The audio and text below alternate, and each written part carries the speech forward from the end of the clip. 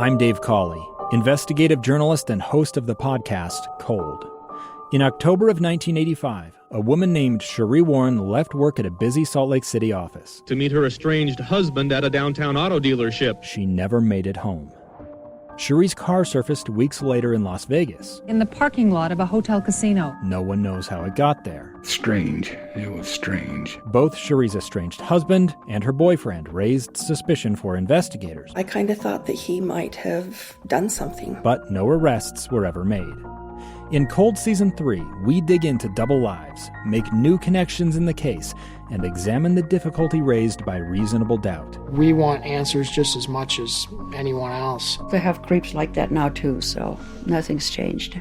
That's the new Cold Season 3, The Search for Cherie, now available anywhere you get your podcasts.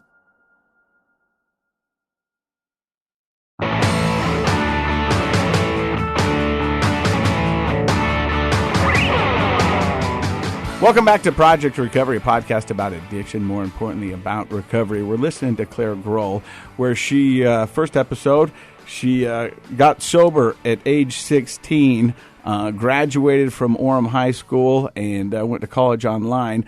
Now, when most people are in their 20s, that's kind of the party stage for them. What did your 20s look like? My 20s, I got a job at an adult residential treatment center. I worked in admissions and marketing and aftercare with them. I had a lot of sober friends. There is a really awesome community of sober people in Utah, and not just sober because of their chosen religion, but sober because they've lived the same life as me. When I went to my first community of sober people meeting, I'll just say to keep respect for that community. But when I went to that first meeting, I kind of had this experience like, oh, these are my people. They've lived through what I've lived through, because how many people at 16 had lived through everything I'd lived through, especially in Utah. And so they had lived through the things I'd lived through, and they survived the things, and they were living good lives, and they were doing great things. And I loved it. We went on campouts. We went down to St. George for things. I truly had some of the best friends of my life at that time, and none of us drank. By about 7-8 years sober, we would go to bars with some of my friends who did drink, and guys would pick us up on us, and one girl would be like, well, I'm a recovering heroin addict, so that's why I don't drink. And then they'd look at me and I'd say, I'm a recovering alcoholic, I don't drink. And someone else would say, I'm an eating disorder person, but I can't drink because it spirals me out of, we'd have this array. I'm Mormon, so I don't drink, and I'm carrying her down the steps of, I can't even remember the club at the time. But Protocol. Yeah, probably. Yeah. No, it was the one in Trolley Square. What was that one? Green Street. Green Street. Carrying her down the stairs of Green Street, trying to keep her protected, and the rest of us are going to AA meetings later that day, or whatever meetings we're going to later that day. So we had a really fun, diverse group, and I feel like I missed a lot of my adolescence and my 20s, but I had a lot, too. A lot of great experiences. And so you worked in residential, and I think that's a lot of what we do in recovery, and I've said it before on the podcast, is giving back. One, it helps us. Like I always tell people, they go, this is so good you're doing the podcast, and I always want to go, if you knew what it was doing for me, I feel selfish. But that's what we do, is we give back. One, it keeps us grounded, and two, service is a very important part of recovery. Right. Yes. And so you're out there and you're hanging out with them, your community, like we've talked about, Dr. Matt, the opposite of addiction is? Connection. You've made those connections, and you made true friends. And when you talked with that group, I think a lot of it probably felt that you didn't feel any judgment from them. No. I felt just love. You can't judge, because all of us have had, sometimes people in my life now who may not know this side of me will hear a story and be shocked. And I'm just like, I'm shocked this is the first time you're hearing a story like this, because we've all got them. I think people who struggle with being judgmental, that judgmentalness usually is based in fear and ignorance, not knowing, not experiencing. Not that you need to have bad experiences to not be judgmental, but when you open up your eyes and your heart to understand that, if you haven't had these sorts of experiences, be grateful and supportive of people who have. That's a way of getting past that. But I think if you're fearful and have few experiences around others that are different than your own, then it's easy to be stuck in a judgmental cycle. But I think by the time you were, out of residential here, you were well past being judgmental of others, and you wanted to connect with other people that were also not that way. Yeah. And I try not, I have to remind myself every day not to be judgmental. Because sometimes I think, I got sober at 16. We should all get sober at 16. But that was your path. But that was my path. And I have to remember this disease is cunning and baffling and powerful. And I've got a question for you. Yeah. You told me you reached out. You wanted to be on this podcast. You've also told us that you have 4 kids. 4 kids, yes. And you said off air that some of your friends and family are going to learn stuff about you that they never knew before. Yeah. This is a big step. Why would you want to come on and share your story? Well, I used to talk about it all the time because that was my community. It was just who I was, and I'm definitely not ashamed of it. It's not something I lead with necessarily anymore because it's not who you are anymore. It's not who I am anymore, but I would never hesitate to tell someone who needed to hear a portion of it or all of it or anything like that. So I think I live in northern Utah County, and I am a mom, a baseball mom. I've got 4 kids, 4 little boys. The last 2 are twins, so that was a surprise. But yeah, I take them to baseball games, and I take them to basketball games and Knowledge Bowl, and I sign up for the classroom mom. And so it's just not... It will always be a part of my life, and I will never forget that part of my life. But you've grown a lot, and your life has progressed. All that heavy usage time was so early in your childhood development that this was all before your adult life, right. And so I could see how it wouldn't be something you lead with because it's maybe not the first thing you think of. But how does that factor into staying sober? What I do know is occasionally baseball moms in Utah County get dabbling in substance abuse and those sorts of things because different kinds of stressors come up at that stage of life. Feeling maybe run by the kids instead of running the kids. Absolutely. And the stressors of being home and raising children and all of those things that come with adult responsibilities. It's no wonder that a lot of stay-at-home parents can get caught up in using again. What's your experience in that arena? My experience is I was at least 10 years sober-ish when I had my first son. And I had lived through enough experiences sober to know that I could stay sober through anything until someone hurt my 7-year-old baby boy. And that was a whole new experience for me because, I thought life was rolling, things were good. And when someone hurts your children, that is the worst pain. Pepper spray is the worst physical pain I've ever been in. But through sobriety, watching my kids have to battle things that I didn't think felt fair at the time has been a challenge for me. And, you roll with it and you seek therapy if you need it. I definitely have had times where I've had to reach out to, maybe a support person more than other times in my life. Like a sponsor. Yeah, for sure. Definitely there were times that I'd have to call someone and say, because of baseball, I am feeling all these anxious feelings and emotions and fears. And, I want to protect my son and what is going on. And you have to learn to live life on life's terms. And you have to learn to let your kids, my mom did a lot of right things, but she let me feel life. She let me feel your dad left because he was a heroin addict. She never pushed him under the bus. She always told me good things about him, but she told me the truth. And same thing, when I needed to be arrested and thrown in juvenile hall, she did not stop that from happening. And when the judge asked her sentencing, what should we do with her? She said, hold her until a bed opens up for a residential facility. I think your kids learning that life, you can't control the situations and circumstances in your life is such an important lesson. And I'm grateful my mom taught me that, and I will try to continue to teach my kids that. You're listening to Claire Grohl's story here on Project Recovery. She's doing some amazing things right now out in the community, and we're going to find out what those are right after these.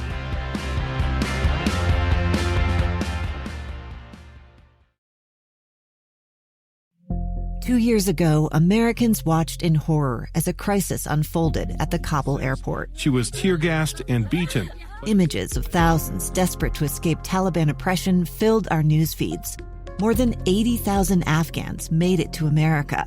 But the story didn't end there. It was very cold. There was no power, no heat. Who would help our newest neighbors? I'm Andrea Smartin. In Stranger Becomes Neighbor, you'll hear the stories of some remarkable refugees who left their homes and their dreams behind, only to start over from zero. Their only possession was 3 blankets. And you'll meet Americans who stepped up to help them. You want me to come when you deliver your baby.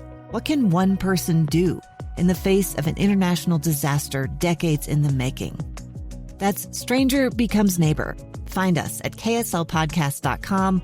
Follow us on Apple Podcasts or anywhere else you listen.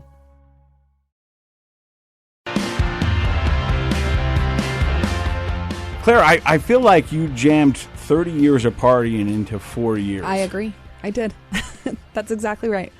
And now you're on the other end of it, looking back. And as we've said on this podcast, giving back seems to be so much of one's recovery. What are you doing now to give back?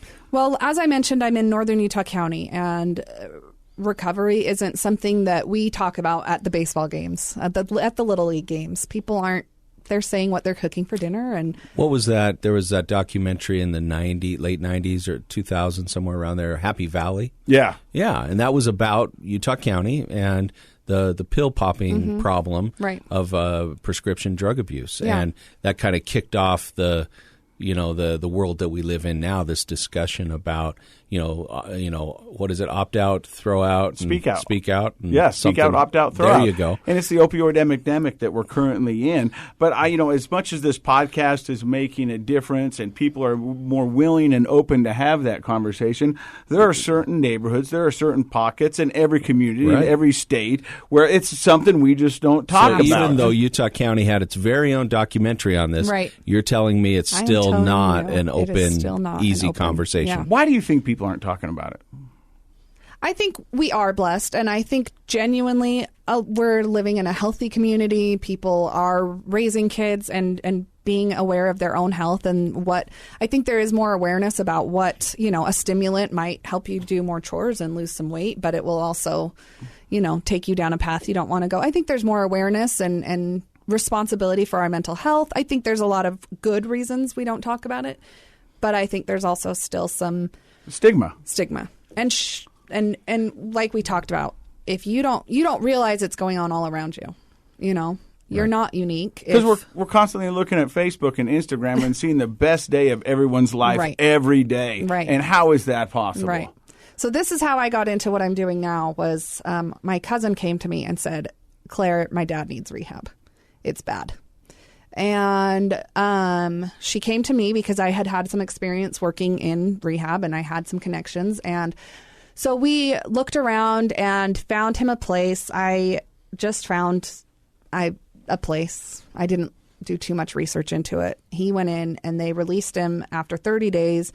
And he only had my cousin and her sister, so 2 daughters to come home to. He had no wife anymore. He had no friends anymore. The aftermath of the addiction has left him alone. So it has left him alone. So he comes home and immediately does not do any of the suggestions that they gave him for aftercare.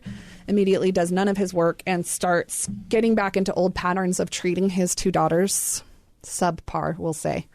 He's a good, like all of us, he's a great guy when he's sober and when things are going well. But when he feels attacked or if he feels, a craving come on and he doesn't have the tools, he would definitely act out on these 2 girlfriends of mine. And so I said to them, you guys, you need someone else to help hold him accountable. You can't be his support system and you can't be his accountability system. He needs someone who says this aftercare program that they set up for you is subpar and you needed more, or you need less, or you need this sometimes resource, different resources. Yeah. So I don't know what has happened with him since. I haven't kept too great, but it kind of started this business model in my mind of who could do that for families, who could do an intervention if they need to do an intervention, get them into the right treatment center, really vet the right treatment center. There's so many choices out here. And the goodness of fit model, we've talked about that. Right. Sometimes it is absolutely the fit between the person and the center. Mm-hmm. It's not so much that one center is better than the rest. Right. It's just a better fit for that you. person. Yeah. A milieu. This was an older adult, so he didn't want to be with a bunch of 24-year-olds, and totally fair. So someone who could get in, do an intervention, find the right place, and then case manage the case as he was in treatment. So communicate with the family, because the therapists in the treatment center have full caseloads and are dealing with things all day long. So who is your advocate? Who is the family's advocate? Oftentimes I'm telling families to do their own work, to go to Al-Anon, to get their own therapists, to break the family system cycle that they've been in, whether it's enabling or denying or, all the different things families do to avoid the issue. I work with them through that process while their loved ones are in treatment. And then when their loved ones come out of treatment, I work with the aftercare plan set in place for them, and then also work on modifying that and checking off whether they're doing their support meetings, whether they're doing their 12-step meetings, whether they're meeting with their therapist. I love it when I have a therapist who is working with me as well, because we can, what are you seeing from him or her? What am I seeing from him or her? Really to make sure that first 3 years of my sobriety, if I had someone checking in with me and saying, Claire, you're not going to your meetings, what would happen to me is I wouldn't go to my meetings. I'd get sad and I'd wreck a car because I wasn't paying enough attention on my way to work. If someone was calling me and saying, did you go to a meeting today? Was it fun? Did you make a friend? Did you find a temporary sponsor? Did you find? So I'm not a sober companion, but I am a case. I think it's case management for during and after treatment. It sounds like case management on both sides, because a lot of residentials or hospitals, they have case managers who are these people that are designed to do what you're talking about on the patient side of things. Communicate with the doctors, the therapists, set up a outpatient plan. And then when they leave, the case manager goes on, adds new people to their caseload, right? But it sounds like what you're doing is you're able to help transition people out of that. But also on the other end of it, the family, we've talked many times on this show that addiction is a family disease. It affects everyone, and it's very dynamic. The way the family acts either can help or hurt the person's sobriety as they come out of the center. And so families don't know where to go. We've had quite a few people on the show talking about from that point of view. And so it sounds like you're kind of case managing beyond the hospital or beyond the center. I love working with the person in treatment, the addict, the whatever it is. But I feel like no one's looking out for the families. And these families, if my mom had someone to say, yep, you're doing it right, get her arrested. Nope, you're doing it wrong. Do not let her, whatever the case may be. And it's not about right and wrong. It's about correcting different patterns that families might get stuck in. That's a great point, because your mom was parenting all on her own. And even if she had a great partner, I mean, she had no experience parenting a rebellious alcoholic teenager. And she was 5'8". Yeah. Well, she's 5'8". I'm that's what I'm saying. Yeah, she was 5'2". She had no chance. Right. Exactly. And so I think a lot of parents do need a thumbs up or a thumbs down or here's a suggestion. Or just point me in the right direction. Yeah, because we don't know. I mean, if I were in that position, that would be hard for me, even though I work in mental health, because you have no experience with those things. The thing I like about it is it's the follow-up and the follow-through. Because, Dr. Matt, you said it so right, is that, when the case manager releases you, they get a new client. They can't follow you all the way through the end because they've got a new client that they've got to deal with and plan out their aftercare. So it sounds like you walk them through to the very end and say, hey, look, and then do you check back with them afterwards and go just see how you're doing? I mean, it depends on what the family wants, but I strongly encourage working with me for the first 6 months out of rehab. And that can be a stepped down process where it's not a weekly meeting or a But that 6 months is so crucial because we've said it before on the podcast is a lot of times people come out of recovery and they're living in this pink cloud. Right. And they've got all the tools and they've got all the stuff and they're ready to attack the world with vim and vigor. But all of a sudden, real world problems pop up. And once again, and stuff that you can't control comes at you. And some of the wreckage of your past is in front of you and you've got to deal with it. And a lot of times it can be so stressful that it just triggers you automatically. And the only thing you do is to revert back to what you know and go back to it. Right.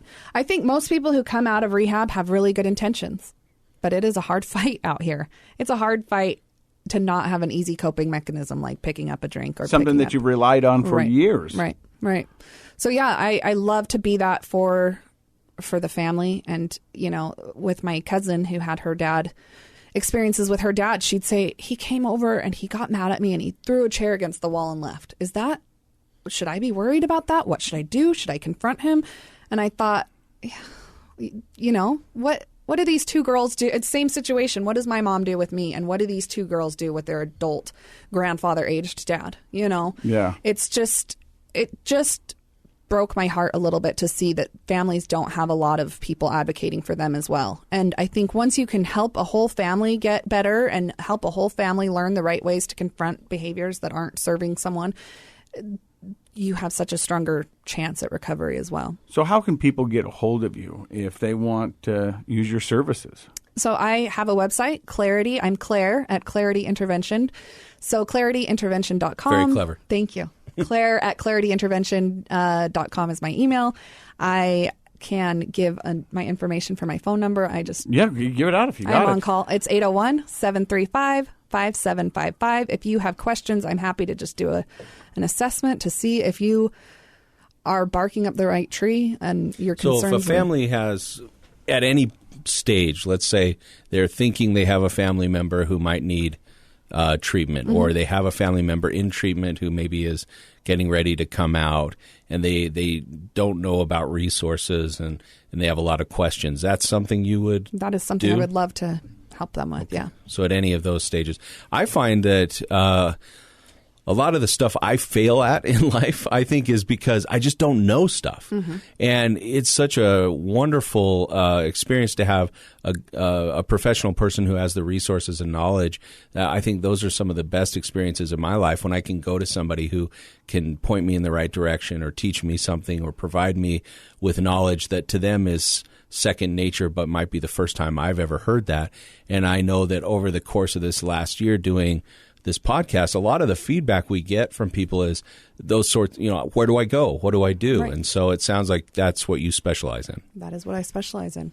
Well, thank you very much for stopping by today and sharing your story. We're honored by it, and we're excited to see where this endeavor takes you. Thank you. Wish you nothing but luck and success. Thank you for having me. Dr. Matt? I'm going to say it was unique. Yeah. We started off, she wondered, is this my story unique? I'm going to say, yeah, this is a unique story. But more than that, thank you so much for being willing to come on and share it. It draws people together when they know that they can relate to someone who's being willing to be open and honest. And I think that's the first step in everybody's recovery, is being really open and honest and finding that connection. So thank you very much, Claire. You're listening to Project Recovery, brought to you by useonlyasdirected.org. They got a 3-part solution for the opioid crisis: speak out, opt out, and throw out. You're listening to Project Recovery. It's a KSL podcast.